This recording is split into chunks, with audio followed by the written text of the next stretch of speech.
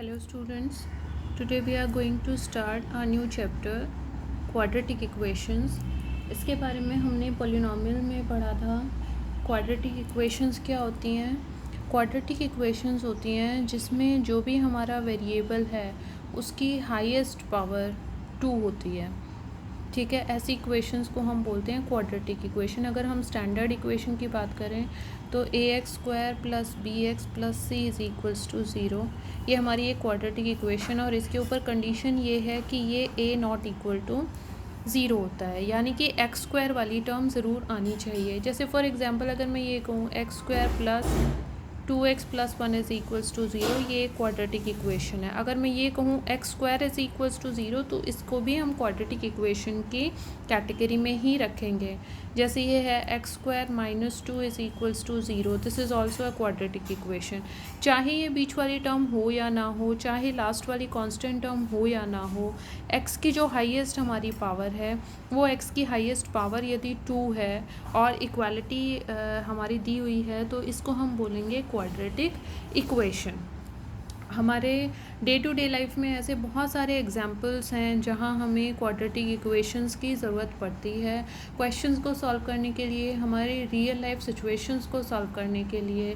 Mainly जब quadratic equations का जो फंडामेंटल जो बेसिक्स थे वो जब आए थे, क्यों ज़रूरत पड़ी थी लेंथ्स को निकालने के लिए, तो ऐसा माना जाता है कि बेबीलोनियंस जो थे उन्होंने सबसे पहले क्वाड्रेटिक इक्वेशंस को सॉल्व किया था। उसके बाद यूक्लिड ने भी कोशिश की। बेबीलोनियन ने ऐसा कहा जाता है कि जब हमें दो नंबर्स का मल्टीप्लिकेशन और सम अगर दिया हुआ है तो हम इजीली उन नंबर्स को फाइंड आउट कर सकते हैं। ऐसे क्वेश्चंस हम अब आगे करेंगे। तो ऐसा माना जाता है कि बेबीलोनियन ने इस तरीके की इक्वेशंस को सॉल्व किया था। उसके बाद यूक्लिड ने भी जो इक्वेशंस थी उनको डेवलप किया और इक्वेशंस को, क्वाड्रेटिक इक्वेशंस को डेवलप करके लेंथ्स को निकालने की कोशिश की। इंडिया में भी कुछ एंशियंट इंडियन मैथमेटिशियंस थे जिन्होंने इस तरीके की इक्वेशन ax² + bx = c ऐसी इक्वेशंस को सॉल्व करने की कोशिश की थी। ब्रह्मगुप्ता नाम के हमारे मैथमेटिशियन थे जिन्होंने ऐसी इक्वेशंस को सॉल्व किया। उसके बाद श्रीधराचार्य आए। श्रीधराचार्य ने क्वाड्रेटिक फार्मूला दिया था जो हम इसी चैप्टर में आगे भी पढ़ेंगे। क्वाड्रेटिक फार्मूला उन्होंने दिया था और उन्होंने जो मेथड हमें बताया था क्वाड्रेटिक फार्मूला निकालने के लिए, उन्होंने मेथड बताया था कंप्लीटिंग द स्क्वायर। तो इंडियन जो मैथमेटिशियंस थे उनका भी बहुत योगदान है ऐसी क्वाड्रेटिक इक्वेशंस को सॉल्व करने के लिए। तो अब अपने वापस क्वाड्रेटिक इक्वेशंस पर आते हैं।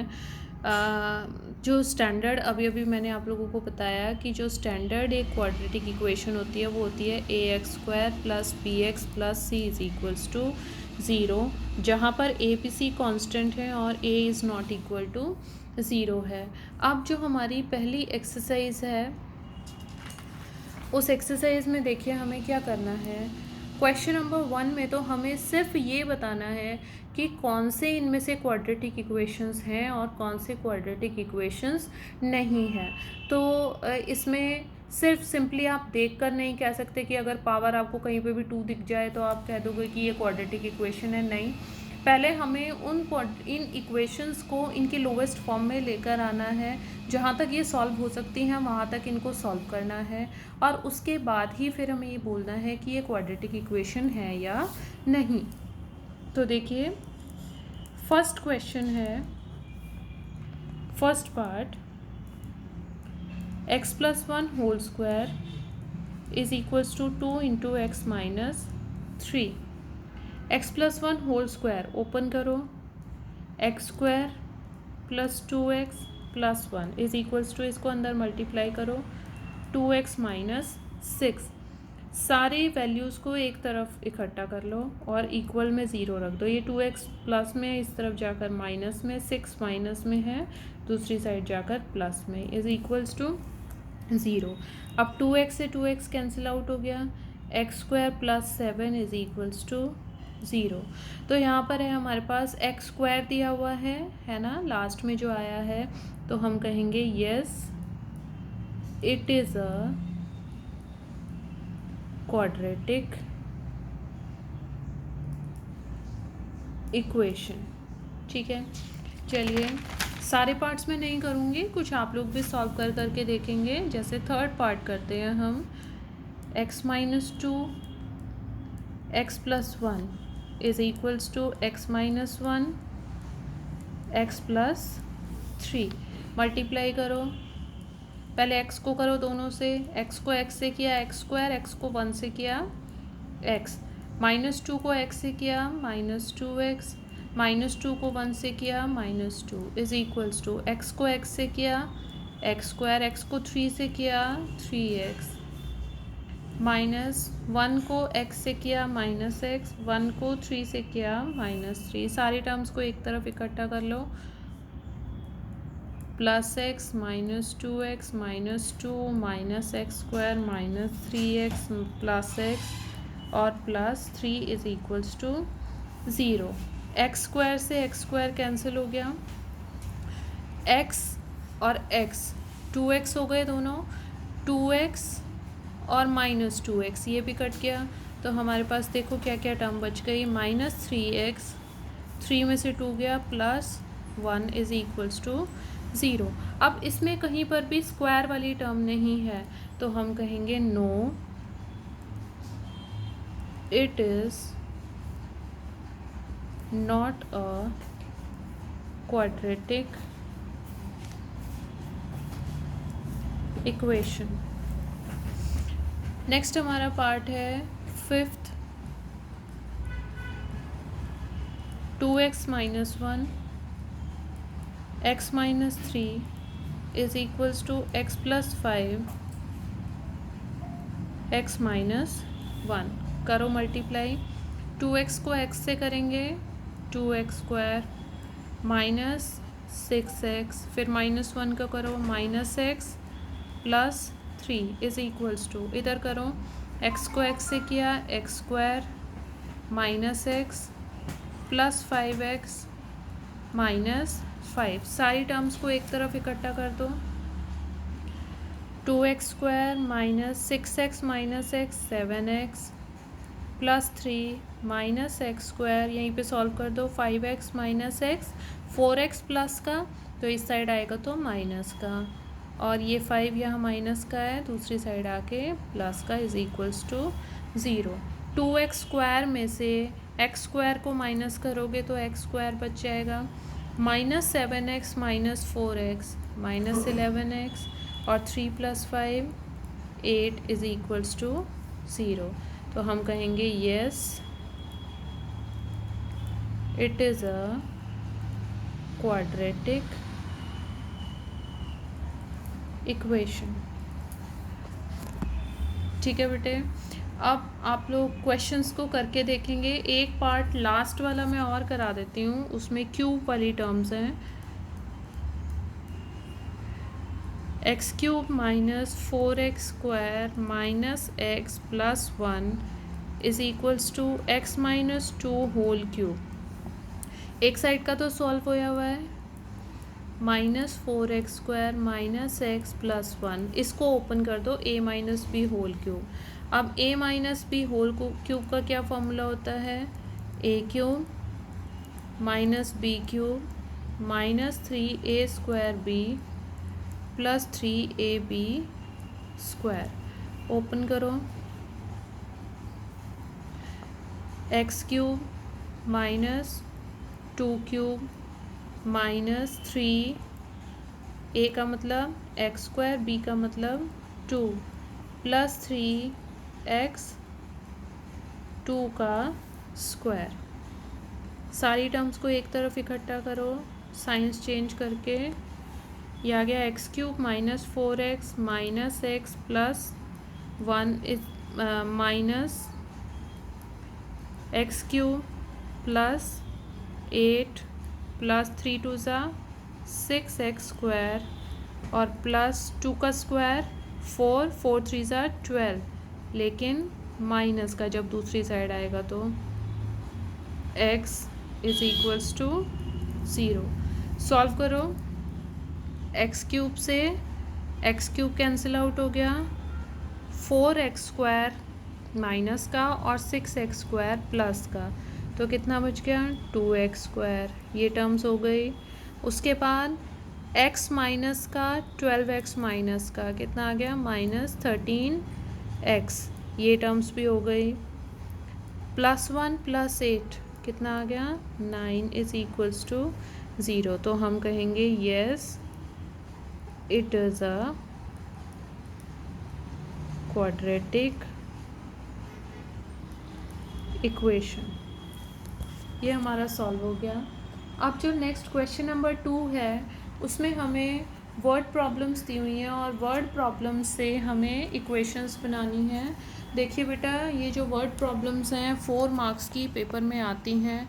कई बारी वो 4 मार्क्स में तो देता ही देता है, वो 2 मार्क्स में भी कोई इक्वेशन छोटी आप लोगों से पूछ लेता है सॉल्व करने के लिए।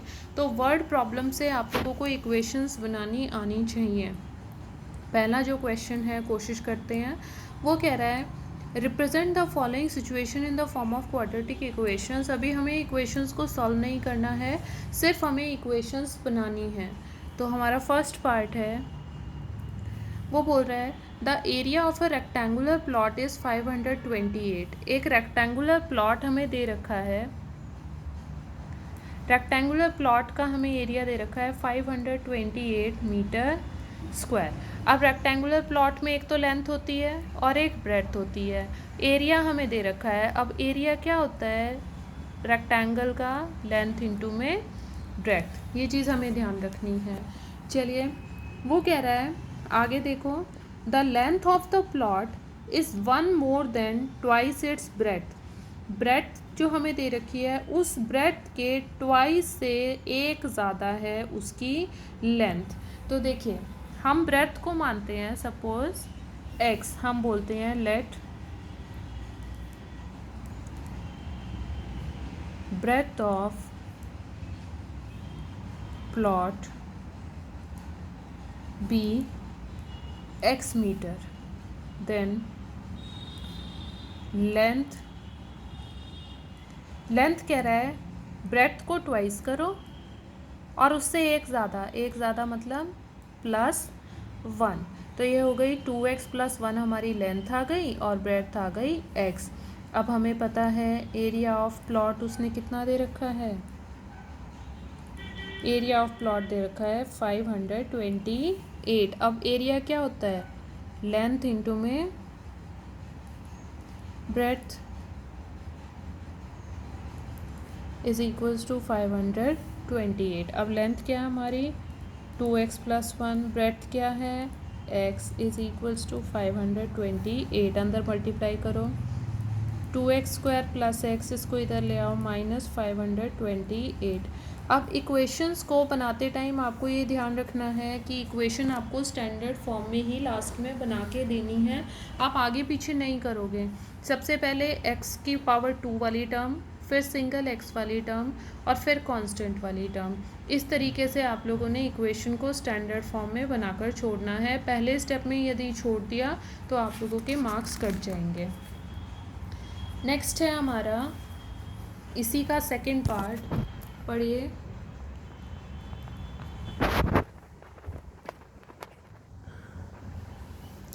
The product of two consecutive positive integers is 306. We need to find the integers. वो कह रहा है consecutive positive integers है। अब consecutive का मतलब होता है लगातार। जैसे एक का अगला consecutive integer है 2, फिर नेक्स्ट है 3, फिर नेक्स्ट है 4, फिर नेक्स्ट है 5, नेक्स्ट है 6। इस तरह अगर मैं कहूँ, ये तो उसने कहा पॉजिटिव इंटीजर्स, अगर मैं कहूँ पॉजिटिव इवन इंटीजर्स, तो इवन पहला हो जाएगा 2, अगला हो जाएगा 4, अगला हो जाएगा 6, अगला हो जाएगा 8। ये आपको ध्यान रखना है कि वो क्वेश्चन में आपको पूछ क्या रहा है। उसने अभी बोला है कंसिक्यूटिव पॉजिटिव इंटीजर, पॉजिटिव मतलब लगातार वाले। अगर इवन पॉजिटिव बोलता है तो 2 4 6, अगर ऑड पॉजिटिव बोलता है तो 1 3 5 7 9, ये वाले। ठीक है, अब उसने कहा कंसिक्यूटिव है तो हम कहते हैं let first number be x, next consecutive number b, next कितना हो जाएगा x प्लस 1। वो कह रहा है दोनों का प्रोडक्ट, अकॉर्डिंग टू क्वेश्चन दोनों का प्रोडक्ट मतलब x इंटू एक्स प्लस 1 कितना दिया हुआ है उसने 306, अंदर मल्टीप्लाई कर दो x square plus x is equals to 306, x square plus x ये प्लस में है दूसरी साइड जाकर माइनस में इज इक्वल्स टू 0। ये हमारी इक्वेशन आ गई। इनको हम आगे सॉल्व भी करेंगे। नेक्स्ट है हमारे पास थर्ड पार्ट। पढ़िए थर्ड पार्ट में वो क्या कह रहा है। थर्ड पार्ट में वो बोल रहा है Rohan's mother is 26 year older than him. Rohan की मम्मी उससे 26 साल बड़ी है। तो देखिए हम कहते हैं let present age of Rohan be x years और present age of Rohan's mother. देखो अगर लीनियर इक्वेशन का क्वेश्चन होता तो यहाँ y मान लेते, लेकिन उसने बोला है कि उसकी मम्मी उससे 26 साल बड़ी है। 26 साल बड़ी का मतलब है x प्लस में 26 ईयर्स। ठीक है 26x मत लिख देना, टू x प्लस 26 होगा। ठीक है उसके बाद वो कह रहा है the product of their edges 3 years from now. 3 साल बाद उन दोनों की एज का प्रोडक्ट 360 है। अब देखो 3 साल बाद रोहन की कितनी उम्र होगी x प्लस 3 और उसकी मम्मी की x प्लस 26 तो उस टाइम थी। 3 साल बाद और 3 ऐड हो जाएगा, दोनों का प्रोडक्ट हमें दिया हुआ है 360। सॉल्व करो, ये आ जाएगा x प्लस 3 और दूसरा वो आ जाएगा x plus 29 is equals to 360। अब इस इक्वेशन को आप लोग सॉल्व करेंगे और सॉल्व करके इक्वेशन लिखेंगे सबसे लास्ट में। नेक्स्ट है फोर्थ पार्ट। वो बोल रहा है अ train travels a distance of 480 kilometre at a uniform speed. अब फिर से वही आ गया है डिस्टेंस, स्पीड एंड टाइम। तो हमारे पास स्पीड का क्या फॉर्मूला होता है डिस्टेंस अपॉन में टाइम, ये हमें ध्यान रखना है। वो कह रहा है एक ट्रेन ट्रेवल कर रही है 480 किलोमीटर के डिस्टेंस को एक यूनिफॉर्म स्पीड से। अगर उसकी स्पीड को if the speed had been 8 kilometre less, अगर उसकी स्पीड को 8 किलोमीटर पर आवर कम कर दिया जाए तो वो 3 घंटे ज़्यादा लेगी। आप लोगों को भी पता है कि अगर किसी गाड़ी की स्पीड ज़्यादा है तो वो जल्दी अपने डेस्टिनेशन पर पहुंचती है, और अगर किसी गाड़ी की स्पीड कम है तो उसको फिर ज़्यादा टाइम लेना पड़ता है। वो कह रहा है डिस्टेंस हमें कितना दे रखा है 480 किलोमीटर। वो कह रहा है स्पीड ऑफ द ट्रेन निकालो, तो हम कहते हैं let speed of the train be x kilometre per hour. आगे वो बोल रहा है देखो डिस्टेंस कितना दे रखा है उसने, total distance is equals to 480 kilometre. वो कह रहा है डिक्रीज्ड स्पीड और निकाल दो। डिक्रीज्ड स्पीड है हमारे पास 8 किलोमीटर प्रति घंटा कम हो गई है, यानी कि x minus 8 kilometre per our. लेकिन जो ये डिक्रीज स्पीड है इससे भी इसको कितना डिस्टेंस ट्रेवल करना है 480 किलोमीटर। तो हमारे पास देखिए वो क्या कह रहा है, हम पहले निकाल देते हैं t1 का मतलब है पहले वाला टाइम। पहले वाले टाइम में देखो टाइम क्या हो जाएगा, टाइम हो जाएगा हमारे पास डिस्टेंस अपॉन में स्पीड। तो टाइम निकालो t1, डिस्टेंस कितना है 480 और टाइम कितना है, सॉरी स्पीड कितनी है हमारे पास x। t2 निकालो, डिस्टेंस अभी भी वही है और डिक्रीज स्पीड कितनी है x माइनस 8।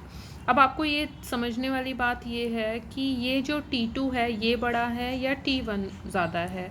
देखो जब स्पीड डिक्रीज़ हो जाएगी तो जो हमारा टोटल टाइम है वो बढ़ जाएगा, यानी कि ये वाली टर्म ज़्यादा बड़ी है। या फिर मैं आपको ये कहूँ, जैसे एक एग्जांपल से समझाती हूँ। जैसे ऊपर दोनों केसेस में 10 है, एक तो हम इसको 2 से डिवाइड करें और एक हम इसको 5 से डिवाइड करें। जब हम इसको छोटे नंबर से डिवाइड करेंगे तो 5 आएगा, इससे डिवाइड करेंगे तो 2 आएगा।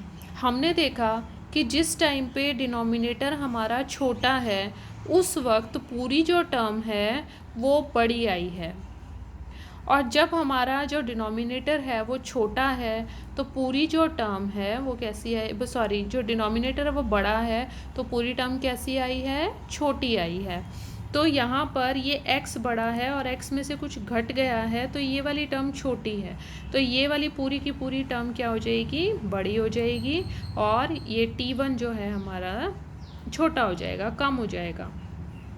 अब देखिए वो कह रहा है कि वो 3 घंटे ज़्यादा समय ले रही है, यानी कि जितना उसे t1 जितना उसे पहले समय लगा था उससे वो 3 घंटे ज़्यादा ले रही है। That means t1 plus t2 plus 3 is equals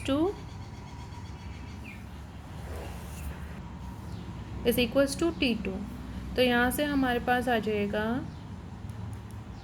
t2 minus t1 is equals to 3, ये प्लस में है, दूसरी साइड जाकर माइनस में।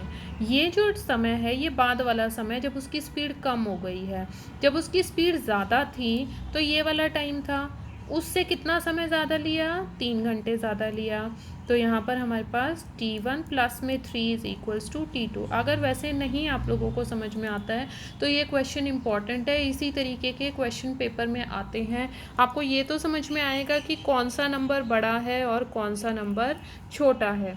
बड़े वाले में से छोटे वाले को माइनस कर देना, डिफरेंस निकाल देना, और जो टाइम हमें दे रखा है, बढ़ रहा है टाइम घट रहा है, वो इक्वल में रख देना। फिर बोल रही हूँ, बड़े वाले नंबर में से छोटे वाले नंबर को, छोटे वाले टाइम को घटा के जितना टाइम का डिफरेंस आ रहा है वो लिख देना।